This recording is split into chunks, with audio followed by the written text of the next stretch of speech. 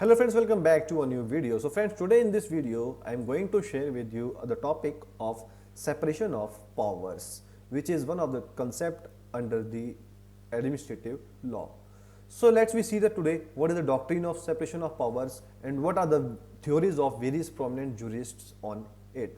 So firstly, if we generally know that it is very generally accepted that there were three main categories of governmental functions and powers, like first is legislative, second is executive, and the last one, third is judicial.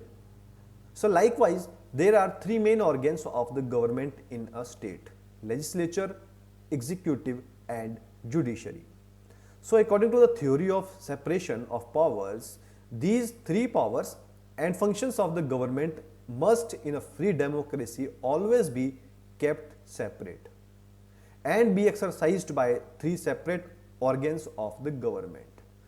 Thus we can say that the legislatures cannot exercise executive or judicial power, or we can also say the executive cannot exercise legislative or judicial power, and the judiciary cannot exercise legislative or the executive power of the government, because these are the three separate organs of the government in a state.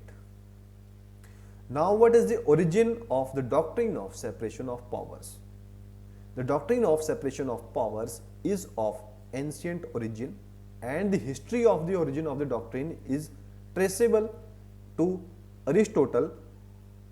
In the 16th or 17th centuries, French philosopher John Bodin and British politician Professor Locke respectively had expounded the doctrine of separation of powers.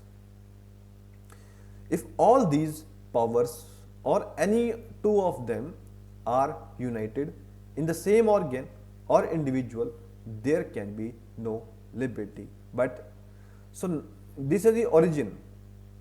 Who has origin the doctrine? He is the Aristotle. So French philosopher and John Bodin and British politician respectively had expounded the theory of doctrine of separation of powers, but it was Montesquieu who for the first time gave it a systematic and scientific formulation. So now what the Montesquieu had said on it.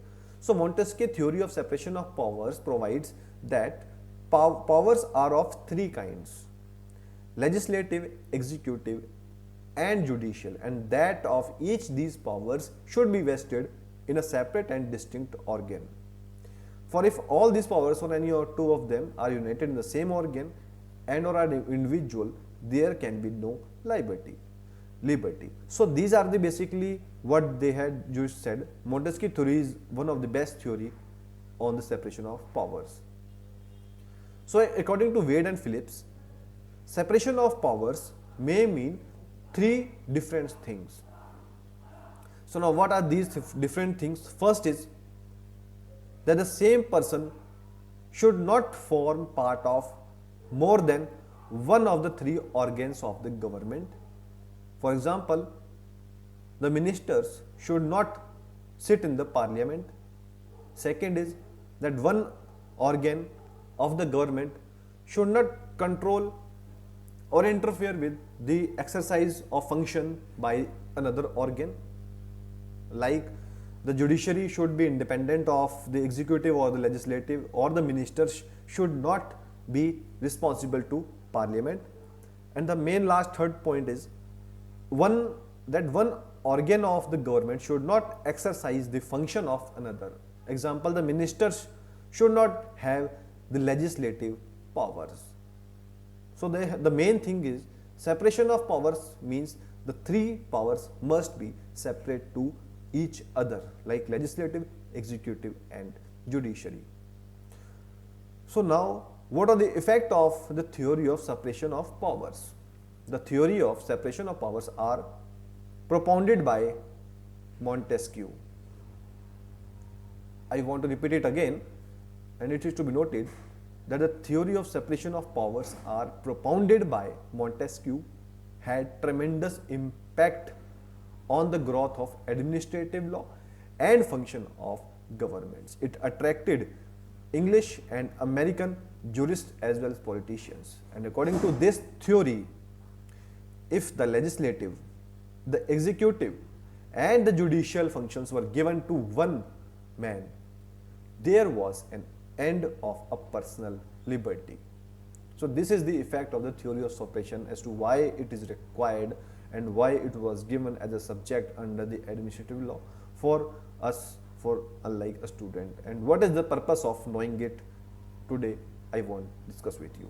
That what is the separation of power and how it is required in the Indian constitution as well under the Indian law. So friends, I hope you like the video, and if you really like it, please don't forget to subscribe my channel and share it with others. And in case of any query, you may contact me or given your query in the chat box. I will definitely respond to it. Thanks for watching this video. Hope to see you soon in a very next interesting subjects video.